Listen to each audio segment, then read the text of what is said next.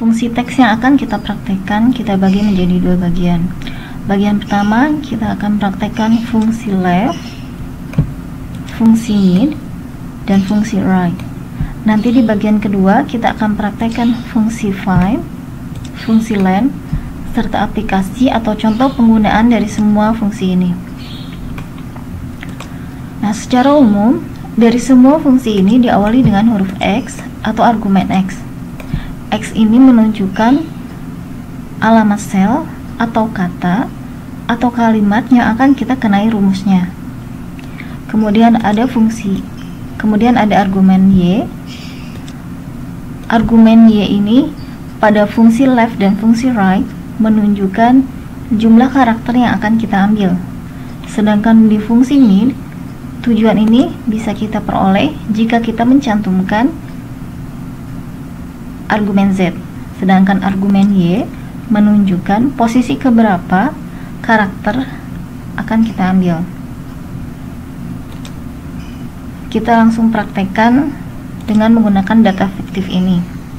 Kita coba terlebih dahulu dengan fungsi left, yaitu untuk mengambil karakter dari posisi paling kiri. Kita coba untuk mengambil dua huruf pertama. Kita ketikkan sama dengan, kemudian tulis rumusnya left, lalu kurung buka, sorot sel yang akan kita kenai rumusnya, kemudian titik koma. Tanda baca ini sebagai batas antara argumen X dengan argumen berikutnya. Di sini digunakan titik koma. Ada juga yang menggunakan koma. Ini tergantung komputernya. Nah, selanjutnya setelah menyorot sel yang akan kita rumusnya, kemudian titik koma, tuliskan angka 2. Ini kita akan mengambil dua huruf pertama dari posisi sebelah kiri, lalu kurung tutup, kemudian tekan enter. Oke, nah di sini tidak bisa menggunakan titik koma. Di sini terlihat rumusnya menggunakan koma, berarti kita gunakan koma sebagai pembatas antara argumen X yaitu B4 dengan argumen Y yaitu angka 2. Oke, setelah kita beri kurung tutup lalu enter, ya berhasil. Kita kembali lagi ke atas. Untuk mengcopy rumus ini kita bisa gunakan Ctrl C lalu blok, lalu di sini Ctrl V di sini. Tapi jika data kita banyak, kita Ctrl Z dulu.